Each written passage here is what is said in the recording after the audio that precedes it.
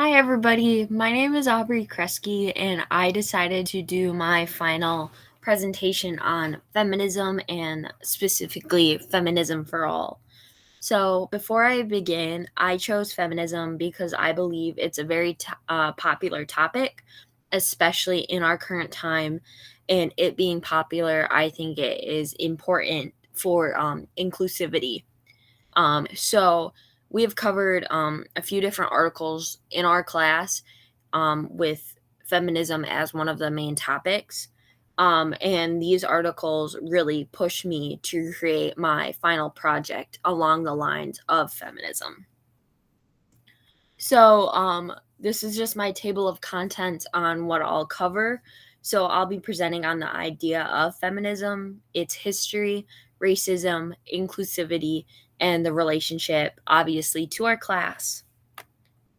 So then, to begin, my thesis is feminism appears to be a movement for all people, all women. When doing a deep dive into feminism through research, it simply isn't. The feminist movement is just as much about racism as it is about sexism. To continue a prosperous feminist movement, people must come together and integrate all races, culture, and so many more things into this movement. The movement needs to create a welcoming environment for all people. So, for starters, what is feminism? The textbook definition of feminism is the belief and advocacy of the political, economic, and social equality of the sexes expressed especially through organized activity on behalf of women's rights and interests. So the feminist movement is also a political movement, and it also focuses on equity, not just equality. Um, the word feminism affects and means something different to all women and all people in general. The idea of feminism focuses on the fight against gender stereotypes that have dominated the world and country for centuries. So, while doing some further research, I came across an article by the American Psychological Association. And this quote I really liked and wanted to throw into my project was by Carla Gomez.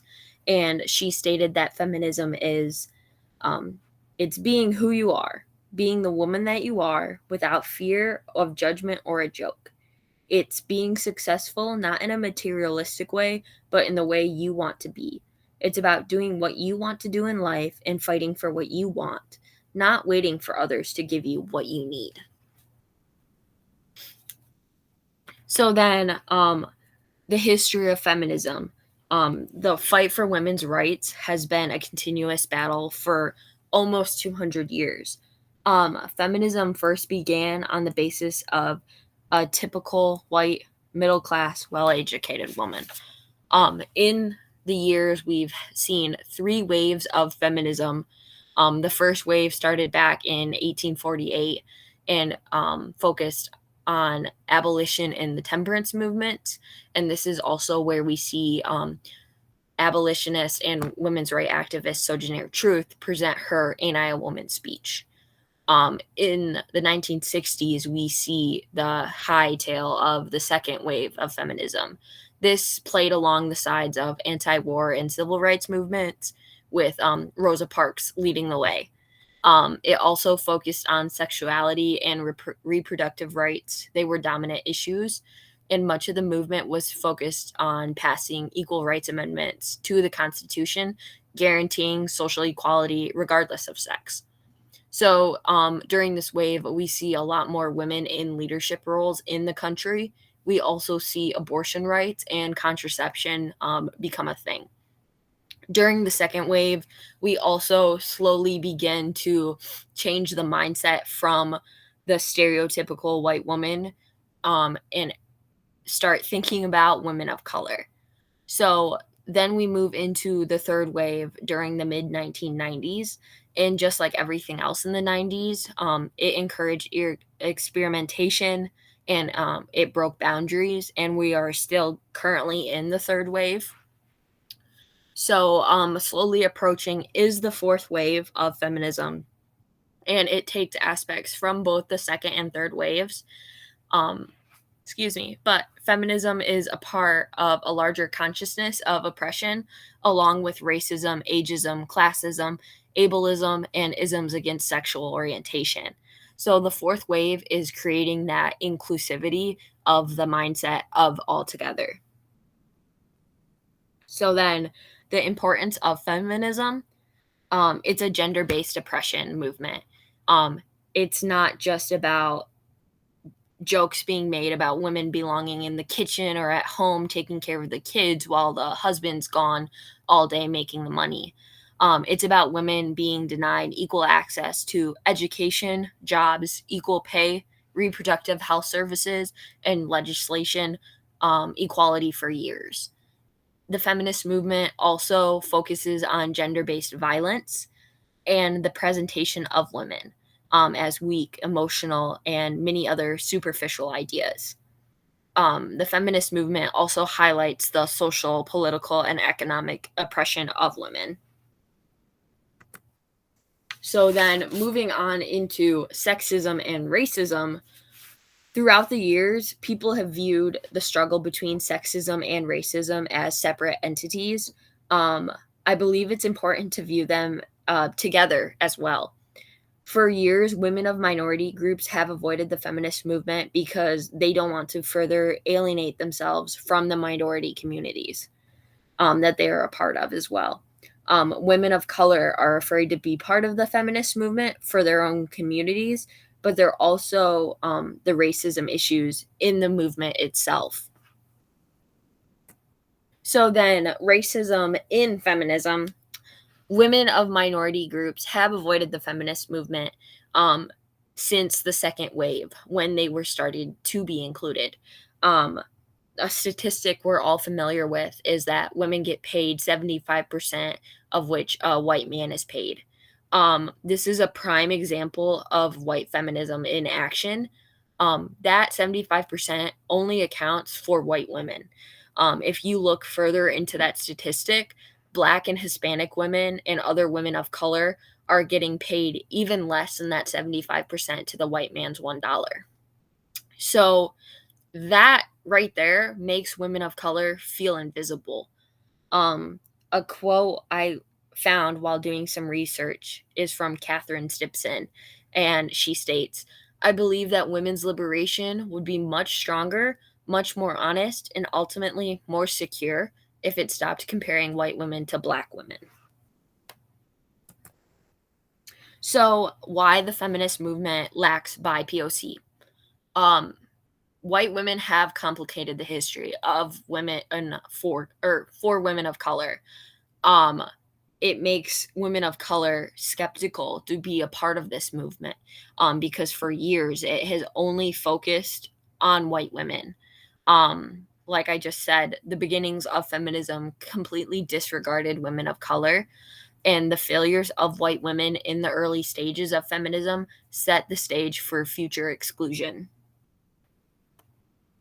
So then this is where the Speaking for Others by Elkoff, the article, The Problem of Speaking for Others, comes into play. When speaking for a group of people, it allows for a lot of misrepresentation.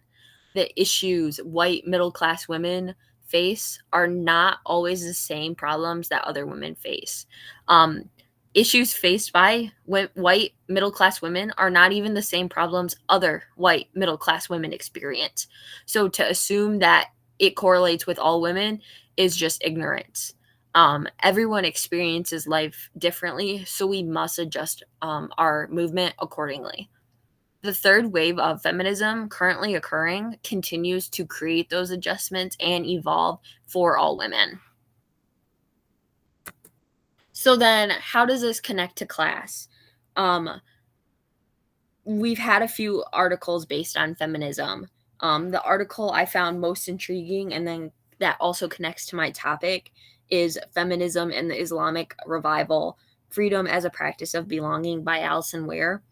Throughout this article, Weir brings up the differences between feminism in Western and Eastern cultures. To create a more welcoming feminist movement, we must think about the cultural norms for all women. This turn affects their outlook on feminism. As stated in Elkoff's Speaking for Others article, speaking about feminism cannot cover issues presented by all women. A person's location does not determine their knowledge of a topic. What determines their knowledge is their experience. So, another quote I think that describes my previous thoughts mentioned is at the end of Elkoff's article, where they say, we do not need a messenger to advocate for our needs. So, how this connects to class is simple. It relates to philosophy and specifically our class because it deals with race, sex, injustice, and change. Feminism for All incorporates the powerful feminist movement while incorporating things the movement often pushes to the side. Race inclusion has been at a constant lag since the movement began. Women of minorities simply just don't feel comfortable being a part of this movement. Feminism began long ago due to the lack of equality between males and females. This is still an ongoing issue, even in 2022, but so is racism. Bringing the two isms together would create more room for collaboration and to share an equal message. And that message is equality. So then there are a couple types of feminism I found intriguing through my research. The first one is abolition feminism. I'm not going to go into much detail about this because we did just do some homework about this. But abolition feminism is a systematic approach that focuses on gender, racial, and economic justice for all. It replaces and adapts the systems rather than getting rid of and changing. So then a second type of feminism I found intriguing was intersectional feminism. And this is what we're going to see in that fourth wave. It takes the term feminism and then adds the inclusion and diversity aspects. So it includes race, class, ethnicity, religion, and sexual orientation. It also recognizes the years of white focused feminism and highlights how some women have felt hidden within the movement. So, how to create a more inclusive feminist movement?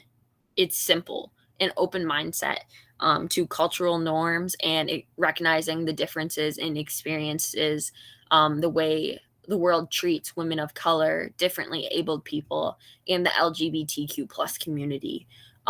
We must understand that women all around the world face different issues, and understanding that the struggle is worldwide and it varies. So then, why is creating an all-inclusive feminist movement important? Um, Not everyone has the same experiences. All people do not go through the same thing, and feminism is not the same for everyone. An all-inclusive feminist movement acknowledges the gender-based oppression isn't the only type of oppression. Its goal is to achieve equality. We must look at the systematic oppression. So race, class, sexual orientation, language, and so many other types of oppression. It shows that all oppressions have some sort of linkage to one another. And inclusivity is about creating a better and stronger future for all. So then, in conclusion, the feminist movement most of us are familiar with is the third wave. This wave still lacks diversity and inclusion even in 2022. The fourth wave that is slowly approaching, especially with more people gaining knowledge about abolition feminism and intersectional feminism, these types of feminism uh, look at the systematic approach and change the term of feminism. The feminism we know really only focuses on one group of women, which is the white middle class. This obviously leaves out a large majority of women. To continue a strong feminist movement, now more than ever, we need to change and adapt to an all inclusive feminist movement. We, the people, must continue fighting for the rights of all people.